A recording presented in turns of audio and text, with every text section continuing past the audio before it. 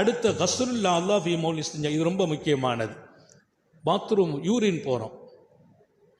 சில வீடுகள்லாம் பாத்ரூம் உள்ளே போகிறது இல்லை, வெளியில் யூரின் மட்டும் போய்க்கிடுவாங்க. வெளியில் யூரின் போகிறது, யூரின் ஒரு பக்கம் போயிட்டோம்னா அந்த இடத்தில் பைப் இருக்கும், அந்த பைப்பில் ஒது செய்வது கூடாது.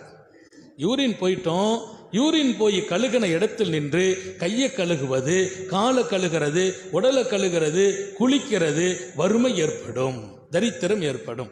ஏன்னா நம்ம எந்த இடத்துல யூரின் பாஸ் பண்றோமோ அந்த இடத்திற்கும் நம்ம குளிக்கிற இடத்துக்கும் தூரம் இருக்கணும்.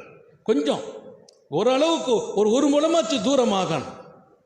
எந்த இடத்துல நம்ம குளிக்கிறோம் அங்கனே யூரின் போறது, அங்கனே கழுகிறது, அங்கனே உதவு செய்யறது, அங்கனே கையை கழுகிறது, காலை கழுகிறது, அதனால் தரித்திரம், வறுமை.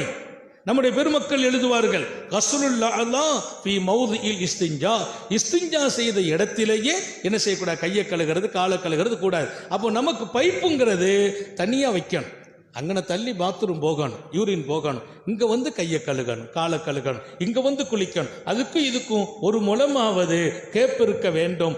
அதே இடத்தில் நீங்கள் குளித்தால், கழுகினால் அது மிகப்பெரிய வறுமை, தரித்திரத்தை உண்டாக்கும் என்று நபிகள் நாயகம் ஸல்லல்லாஹு அலைஹி வஸல்லம் அவர்களின் ஹதீஸின் பின்னணியில் நமது மார்க்கத்தினுடைய நன்மக்கள் அழகுபட எழுதுவார்கள். இதில் நிறைய வீடுகளில் கொஞ்சம் கவனம் வைக்கணும். நிறைய வீட்டில் அங்கனே யூரின் போகிறாங்க, அங்கனே எழுந்திரிச்சு கழுகிட்டு அப்படியே உதவு செய்கிறது, அப்படியே காலை கழுகிறது, கையை கழுகிறது, அதெல்லாம் நிரந்தரமான தரித்திரம், நிரந்தரமான தரித்திரம். அதிலிருந்து நம்ம பாதுகாப்பு பெறணும். பைப்பை நோட்டி வச்சிடணும், அல்லது அந்த இடத்துல பைப் இருக்கா நம்ம கழுகிறதுக்கு வேற பைப்புக்கு வந்துடணும். அந்த இடத்துல இருந்து காலை கழுகுவதோ உறுப்புகளை கழுவுவதோ குளிப்பதோ அனுமதி இல்லை.